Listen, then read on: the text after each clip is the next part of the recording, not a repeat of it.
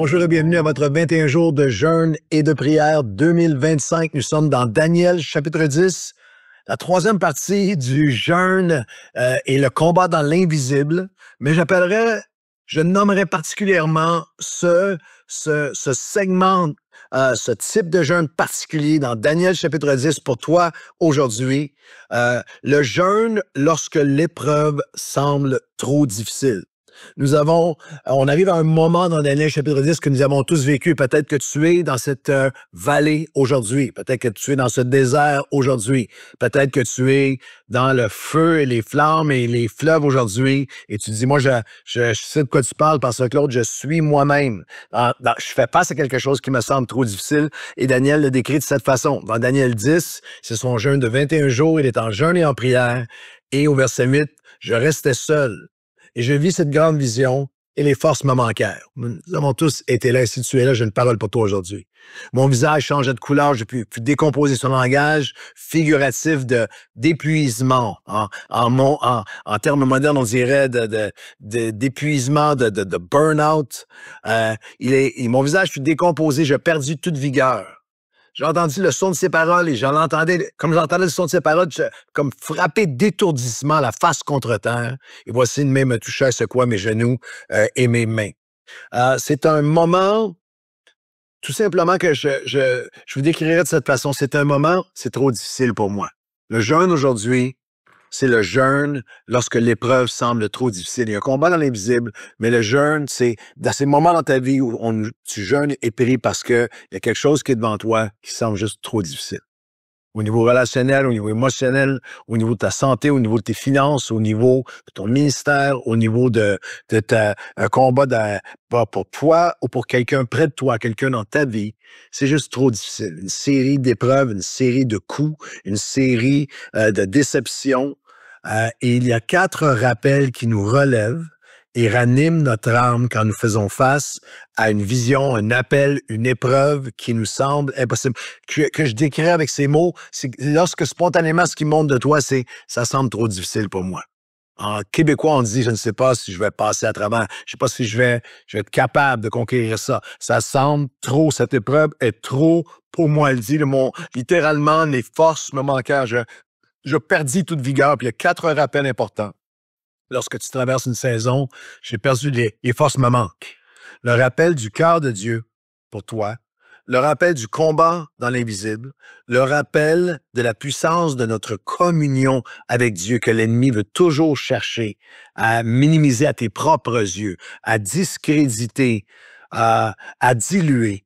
Et le rappel d'une connaissance et d'une conviction qui change tout. Le rappel de son cœur, le rappel du combat, de la communion et d'une connaissance et d'une conviction qui change tout.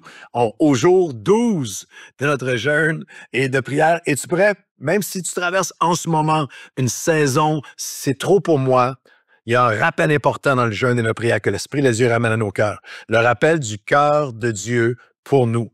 Lorsqu'on lit les versets 10 et 11, il est étourdi, il est sans vigueur, là. C'est trop pour moi.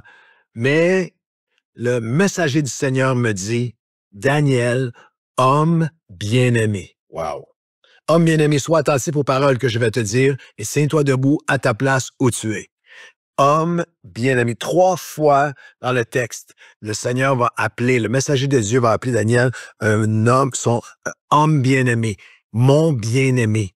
Shamad, en hébreu, un terme d'affection, de proximité, un terme d'alliance, un terme d'affection de la part de Dieu. Le mot veut littéralement dire extrêmement précieux aux yeux de Dieu. Et dans le jeûne et la prière, lorsque tout semble s'écrouler autour de toi, où ça semble juste « it's too much for me », c'est trop pour moi, la voix de Dieu veut parler à ton cœur. Tu es son fils. Tu es sa fille, tu es un enfant de Dieu, tu es son chaman. Parce que Claude, tu sais pas toutes les gaffes que j'ai faites, tu sais pas comment je suis imparfaite ou imparfait, tu sais pas comment j'ai manqué à mes engagements, tu ne sais pas comment j'ai fait une gaffe, comment j'ai péché, tu ne sais pas. Tu es précieux. Tu es chaman. Il te dit aujourd'hui, il dit ton prénom, il dit Daniel, homme bien-aimé. C'est pour ça que le jeûne et la prière est si important, parce qu'il y a des moments dans le jeûne et la prière où l'Esprit de Dieu doit revenir littéralement ravivé à ton esprit que tu peux l'appeler Abba. Pas seulement le Père dans un terme qui est sébat, non, ton Père céleste, Papa. Il te regarde et dit, tu es mon bien-aimé. Comme un père qui tient son enfant sur sa poitrine avec toute l'affection, tout l'amour du monde. Dans Romains 8, 14 à 16. Car tous ceux qui sont conduits par l'Esprit de Dieu sont fils de Dieu.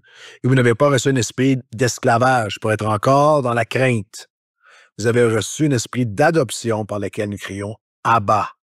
Abba, Père, Papa. C'est pas le terme, c'est le terme que tu peux encore entendre en Israël aujourd'hui. C'est les premiers mots qu'on entend dire, c'est papa, c'est maman, c'est Abba, c'est pas père, paternité, c'est papa. C'est le terme affectueux. Celui qui est approuvé de Dieu n'a plus rien à prouver. Dans le jeûne et la prière, entends la voix de Dieu aujourd'hui qui chasse la culpabilité, la condamnation. Rien ne te sépare de l'amour de Dieu. Rien ne peut te séparer. Rien ne peut te ravir de sa main. Là, dans le jeûne et la prière, lorsque l'épreuve semble trop difficile, il y a une voix d'amour inconditionnel, d'attachement inconditionnel, d'engagement inconditionnel, de puissance inconditionnelle dans l'amour qui te dit, tu es mon chamad, tu es mon bien-aimé, ma bien-aimée. Le rappel de son cœur pour nous. Et lorsque l'épreuve semble trop difficile, il y a le rappel qu'il se passe quelque chose, du combat dans l'invisible.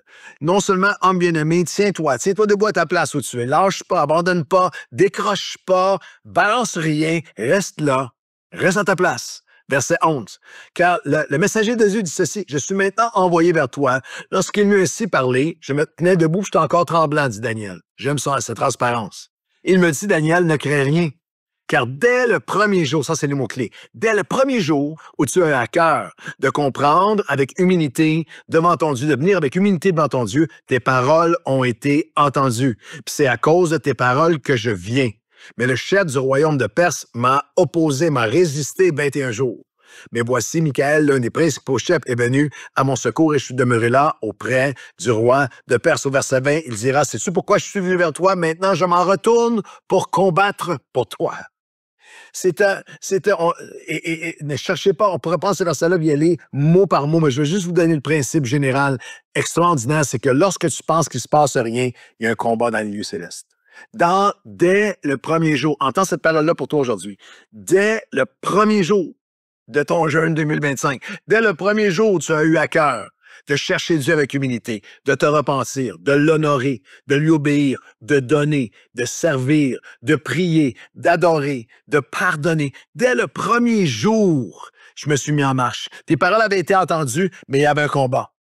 Alors, au-dessus de ta tête, lorsque tu ressens rien, lorsque tu es sans émotion et que tu pries, tu penses que tu parles dans le vide, il y a un combat dans les lieux célestes. Il y a des anges de Dieu qui combattent pour toi. Il y a toutes les forces de Dieu qui combattent pour toi. Veux-tu savoir pourquoi? Maintenant, je suis venu, je m'en retourne. Et là, il y a littéralement un portrait du combat spirituel. Je m'en retourne pour combattre pour toi. Et Dieu te dit ça aujourd'hui. Dans ton moment où ça sort, l'épreuve semble trop difficile, il y a un rappel du cœur de Dieu pour toi. Tu es mon bien-aimé. Il y a un rappel du combat dans l'invisible et confiance. Chaque prière est entendue. Dès que tu as eu à cœur de prier, tu as été entendu. Et il y a un rappel de la puissance de notre communion avec sa présence et avec sa parole. Daniel chapitre 10, les versets 14 à 19, je termine avec ceci. Je viens maintenant pour te faire connaître ce qui va arriver à ton peuple dans la suite des temps, car la vision concerne encore ces temps-là. Le verset 15, encore une fois, quelle désarmante transparence de Daniel. Le Seigneur dit, je vais même donner la vision de ce qui s'en vient. Verset 15, tandis qu'il m'adressait ces paroles, je dirigeais mes regards vers la terre et je gardais le silence. Et voici quelqu'un qui avait l'apparence des fils de l'homme toucha mes lèvres. J'ouvris la bouche, je parlais, je dis, celui qui se tenait devant moi, mon Seigneur, la vision m'a rempli d'effroi. J'ai perdu toute vigueur. Comment le serviteur de mon Seigneur pourrait-il parler? Maintenant, les forces me manquent, je n'ai plus de souffle. Alors, celui qui avait l'apparence du Fils de l'homme me toucha de nouveau et me fortifia. Puis il me dit, ne crains rien, homme bien-aimé, une deuxième fois.